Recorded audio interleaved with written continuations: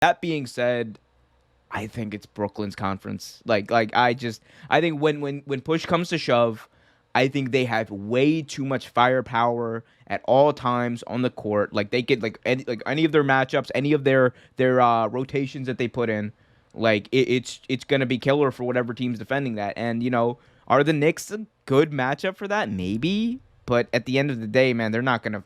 They're it's gonna be like you said last week. I think it's gonna be like a respectable outcome. Maybe they lose 4-2, but they're not gonna seriously come they're not gonna seriously be a threat to a team like the Nets. I think the Nets pretty much have this conference locked up. No, it's a real toss up. I think 1, 2, 3 in the East is all pretty even. The question here's the question.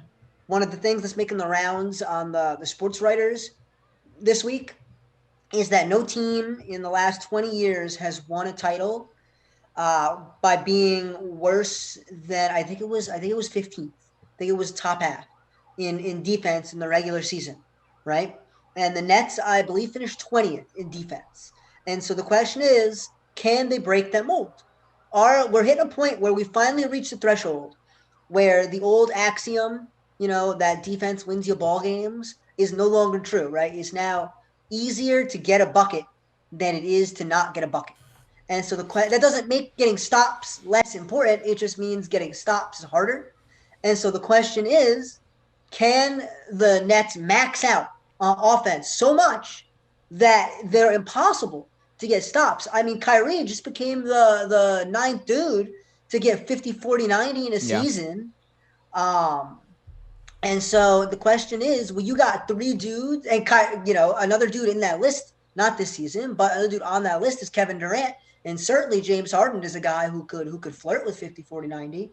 So the yeah, question is, if you got three dudes who got that kind of talent, how do you stop them? It's not about in the second quarter in the middle of the game, and it's not about keeping them under 100 points. The score is going to be 120 to 118 or yeah. whatever at the end of the game. It's about how do you stop at the end of the game that isolation from a top 8 ISO player in the league. When you got three of those dudes on your roster, how do you stop that? I think that Milwaukee is well equipped to stop that because they got dudes, they just got bodies. They Yeah, got bodies that they can throw at these players. Giannis, on one can guard Kevin Durant like very few players in this league that's can. true. And that immediately gives them enough. Chris Middleton can guard one with James Harden. Drew Holiday can guard one Kyrie Irving.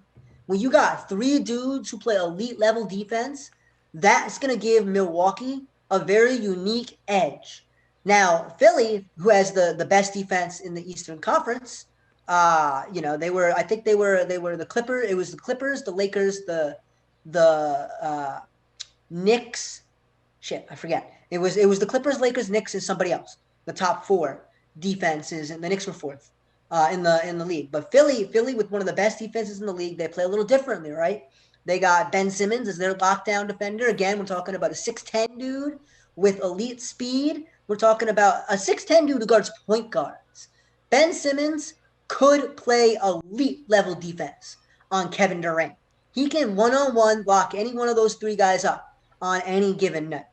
But the question is, do you have the other bodies? Because you're at that point talking about funneling players you're talking about running a system, right? You're funneling players into your centers, Joel Embiid and Dwight Howard. And so the question is, if you're funneling scorers into the centers, how do you keep them out of foul trouble? How do you keep Joel Embiid from burning himself out on the defensive end when you know damn well that you need his elite offense too, right? Because Tobias Harris is, for as great of a player as he is not going to carry your offense in key situations.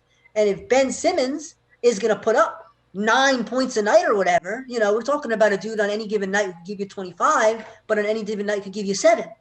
So what are you going to get out of Ben Simmons on the scoring end? Forget about passing. Forget about creating buckets for others.